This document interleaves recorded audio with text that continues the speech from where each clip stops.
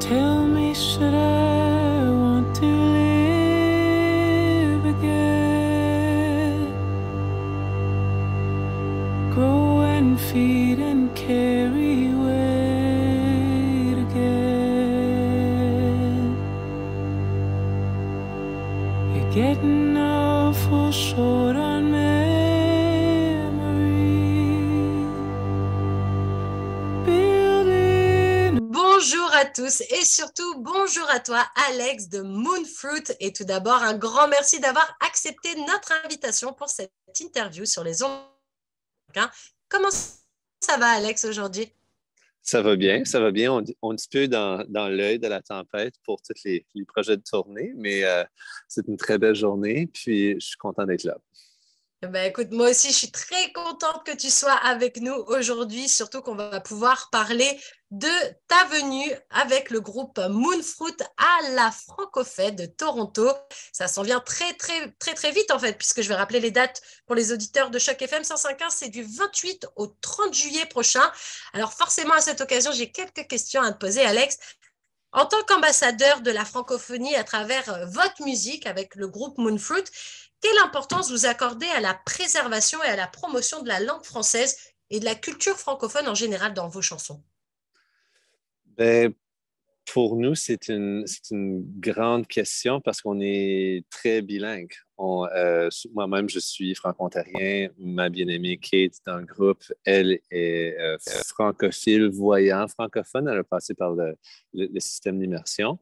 Alors, pour nous, je te dirais que c'est assez nuancé dans le sens où on fait beaucoup de la promotion de la francophonie dans des contextes qui ne sont pas nécessairement francophones. T'sais, on se trouve beaucoup dans des petites communautés anglophones des fois, puis on fait toujours l'effort de partager au moins quelques chansons en français. Puis on trouve que c'est toujours bien dans le sens où il y a quelqu'un qui va venir nous voir après le spectacle et dire « Ah, tu sais, mon grand-père me chantait cette chanson-là, même si je suis anglophone », ce genre de truc. Alors, je pense que c'est un peu, si on se considère ambassadeur, c'est aussi pour faire le pont entre le français, le monde francophone et le monde anglophone. Et justement, selon toi, comment votre histoire personnelle et votre identité culturelle, elle se reflète dans votre musique? Elle est pleinement enracinée dans notre musique dans le sens où on a sorti un album bilingue, un album en français, un album en anglais. On a deux albums en français qu'on prépare en ce moment. Alors, je te dirais que la langue, jouer avec la langue, comprendre les nuances entre, on va dire le français et l'anglais, c'est comme un grand trip pour nous. Puis aussi, jouer avec les registres. C'est comme notre univers de Saint-Quelque-Port, qui est un village imaginaire qu'on a inventé de toutes pièces. On a décidé que ce soit un registre assez cool, assez informel. Alors, d'amener ce côté-là en musique, on trouve intéressant. Et d'ailleurs, quelles sont les différences ou les similitudes d'ailleurs que tu as pu observer entre la scène musicale francophone franco-ontarienne, on va dire, et celle comparée à tout le reste du Canada? Est-ce qu'il y a des différences? Est-ce qu'il y a des points communs? Qu'est-ce que vous avez pu remarquer? Ouais, ben, je te dirais que la scène francophone, elle est, selon nous, un petit peu plus institutionnalisée dans le sens où, tu sais, il y a encore vraiment l'idée de vendre son spectacle. Que ça existe un peu sur le côté anglophone, mais c'est pas le même genre de truc où tu as un tremplin qui t'amène vers un autre tremplin, qui t'amène vers un autre tremplin, comme un espèce de jeu. Je pense qu'il y a beaucoup plus une culture d'appeler la salle de spectacle toi-même en tant qu'artiste sur le côté anglophone, de booker tes propres spectacles. Alors, je te dirais que le côté anglophone, d'une certaine manière, est un peu moins au dépend des diffuseurs. Côté francophone, c'est très collé avec les diffuseurs. Alors, c'est des écologies différentes. Alors, il faut savoir se prendre au jeu de la bonne manière dans les deux cas. Et est-ce que tu peux nous raconter, Alex, une expérience spécifique où justement votre statut de groupe franco-bilingue, justement, a pu influencer votre carrière d'une manière positive ou négative, justement?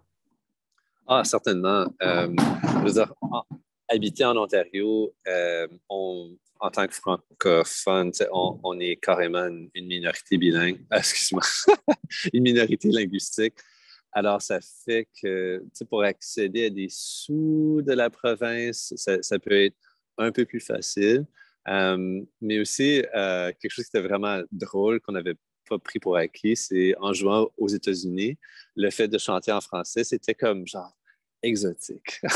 Il y avait comme définitivement ce genre d'exotisme qui aidait à vendre des billets puis à remplir les salles, qui était une vraie de vraie surprise. Une dernière question. Quels sont, selon toi, Alex, les défis auxquels vous avez pu vous confronter justement dans la promotion de la langue française et de la culture francophone dans le milieu artistique? Est-ce que justement, comme tu disais, le fait de vendre un spectacle en français, c'est toujours quelque chose qui a tendance à ouvrir des portes, ou alors justement, il faut ramer quelquefois un peu plus, c'est un défi supplémentaire de dire, moi, je suis francophone, je fais de la musique principalement en français, et justement, des fois, c'est un peu plus dur de l'amener dans le milieu artistique. Ouais, définitivement qu'il y a des défis, surtout en approchant, on va dire, des salles de spectacle qui sont quasiment uniquement anglophones, où il y a des fois où il faut carrément convaincre le diffuseur que non, on va parler en anglais entre les chansons pour que les gens comprennent c'est quoi l'impétus l'histoire derrière, un petit peu, ouais. C'est l'impetus derrière chaque chanson. Puis c'est une des raisons pour laquelle on a commencé à faire plus des contes semi-improvisés entre les chansons. C'est justement parce qu'on amenait tout ce contenu-là francophone dans des communautés anglophones. Puis les premiers spectacles où on parlait uniquement en français entre les chansons, puis toutes les chansons étaient en français, puis que on aboutissait à, je sais pas, à Sackville, au Nouveau-Brunswick, que nous, on pensait qu'il était bilingue, mais que vraiment, c'est hyper anglophone. Les gens nous disaient que c'était cool, mais on n'a absolument rien compris. Alors, je pense qu'il faut convaincre un peu le diffuseur et convaincre un peu le public de s'ouvrir à ces sons-là même. Mais la plupart des gens, je pense qu'ils retiennent beaucoup l'atmosphère, ils retiennent beaucoup l'intention de la chanson, même si les mots précis ne sont pas compris. T'sais. Oui, puis il y a cette chance aussi avec la musique que c'est un truc fédérateur. Des fois, il y a des chansons dans une langue qu'on ne comprend pas un mot. Ça peut être en hindi, en tamoul ou quoi que ce soit, mais c'est juste l'énergie qui fait que tu dis « Ouais, ça se trouve, les paroles sont atroces et que ça ne correspond pas du tout à ta façon de penser, mais la musique, la vibe, ça passe. » Et du coup, ouais. Et est-ce que justement, peut-être des fois, il y a des gens qui t'ont dit, enfin, qui vous ont dit à tous les deux « on n'a pas compris, mais par contre, énergie incroyable, j'ai adoré, j'ai passé une soirée excellente. » Absolument, absolument. Ouais. Il y a beaucoup de gens qui viennent nous voir après nos spectacles pour dire c'est ça, j'ai compris que des petites bribes parce que souvent, il y a eu quelques cours de français ici et là en cours de route, mais ils ont compris tout le sens. Alors, ça fait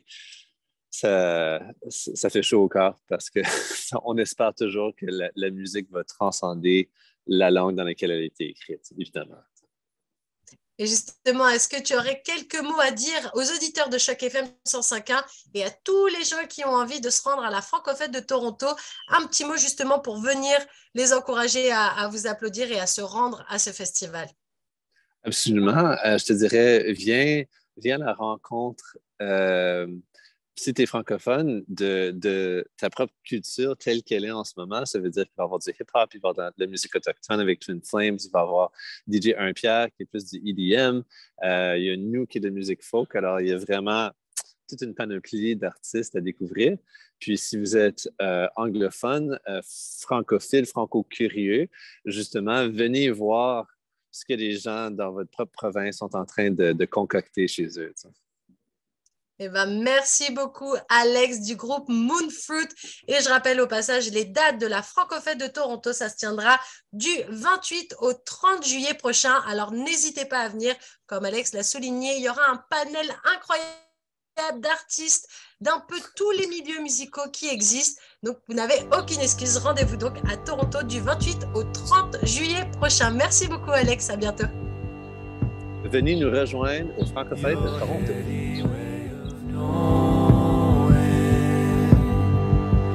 Lacks a deeper sense of it.